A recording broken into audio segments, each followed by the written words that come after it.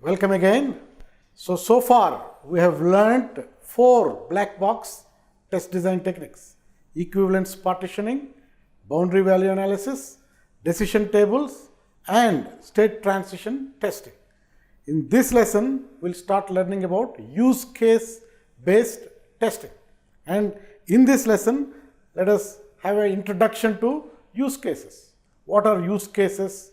How people use them in the process of object-oriented software engineering, and what all artifacts that are created when people are using use case-based development, and which of those documents are useful for us to develop test cases based on use cases. So let us get going with the introduction to use cases. So use cases, they describe system behaviors with either a textual document or some form of flow diagram that shows different sequences of events. In short, use cases are examples of how a system might be used. We'll talk about those flow diagrams because those are the most important things when we look at use case based documentation and use them to develop test cases. So we'll look into that. But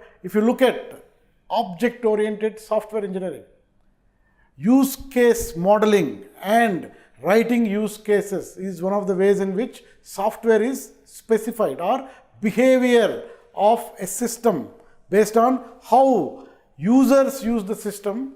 That is a very popular model in object-oriented software engineering, and we want to leverage them in our testing work. So on your screen, you have what we call a use case flow diagram.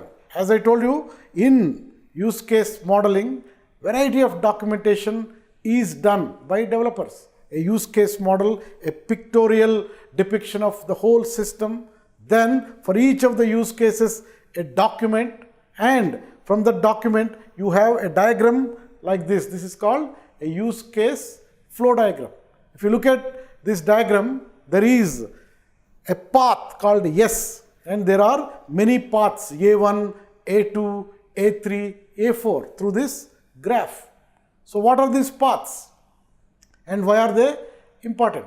So in use cases, we describe the behavior of the system from an external user point of view.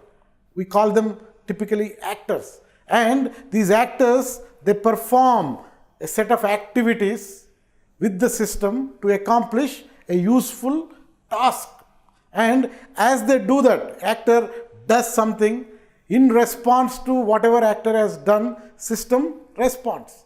And based on how system responded, actor does next action. So in this diagram, if you look at it in the graph here, the green line suggests that is, if the actor does everything as per specification, actor can accomplish the task in this straight path. This is what we call in a use case flow diagram, this is called a basic flow, or sometimes we call it as main flow, or sometimes we call it as happy path. The central flow of the sequences of events contains the most often traversed sequence of actions. That is being illustrated by the path directly below the S in the diagram. This flow is often called happy path, or some people call it as sunny day scenario, in which everything goes right. Every system, at least one path will be like this. Imagine you are testing an ATM system. So you inserted a right card, then you put a valid PIN, you did everything right to withdraw amount. If everything goes right, that path is called main flow. But in life, everything doesn't go as a happy path. Users may do little bit of different things. So on your screen, you see a red path, and many such red paths are there, but I depicted you one red path. And these flows in these use case flow diagrams, they are called alternate flows. Meaning at the second node where you are seeing, there is a deviation. the user, instead of doing what is expected out of the system, user did something else and then followed another path, and these are called alternative paths. And alternative paths represent variations in the flow of actions, including other valid sequences and error handling sequences. In this figure, we illustrated a use case with a basic flow that starts at S and has alternative flows. One is called A1, one is A2, A3 and A4. Now, again I will show you the diagram.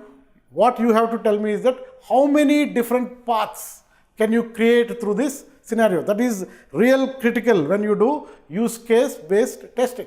You have a set of one use case and you are analyzing the use case, what are the main flows and what are the alternate flows, and in which way these alternate flows are occurring. Based on that, we can test many different scenarios. So you have to tell me how many different paths can you create through this scenario, the diagram, and you use your mental model to tell me. So please have a look at the flow diagram there and tell me how many paths can you create through this scenario. Are they 4? Are they 5? Are they 6? Are they 7? So just look at the diagram and try to count all the possible paths that can happen in this diagram. Yes, you are right, there is a main path, and after the main path, another 5 different paths are possible through that. So the answer is 6. So please have a close look at that and try to identify the main flow and all the alternative flows that are possible in the diagram. So I have all the 6 paths described for you. Please have a look at them. So this is a very critical exercise whenever you look into a use case description, you try to capture the flow scenario and try to identify all paths through the use case. So with this in your mind, we'll talk about all these flows and in a next lesson, but let us understand why use cases are valuable. So use cases, they capture the system's functional requirements and they capture it from a user's perspective, not from a technical or implementation perspective. So especially whenever the scenarios are described from an end user perspective, that is a very useful information, especially to perform the higher level testing, like the system level testing or the user acceptance level testing. This information is extremely useful. The second value of use cases are they can be used to actively involve users in the requirements and acceptance testing process. So early in the requirement analysis time, you can call the customers or the end users and take from them what kind of flows, what kind of paths they want to use the system to accomplish a task. So they can be used to actively involve users in the requirements and also acceptance testing process. Then the third value of use cases is they provide a basis for identifying the system's important functions, and that too from the end user point of view. And the fourth point is they serve as the basis for use case testing techniques. That is the usefulness from use cases for a testing point of view. Use cases are very good tools and they can create a basis for your use case testing techniques. And the fifth point is they help testers derive test cases that uncover defects in the process flows based on real world usages of the system. Because we are taking an end user perspective, we can understand the real world usage scenarios of the system and uncover defects from that point of view.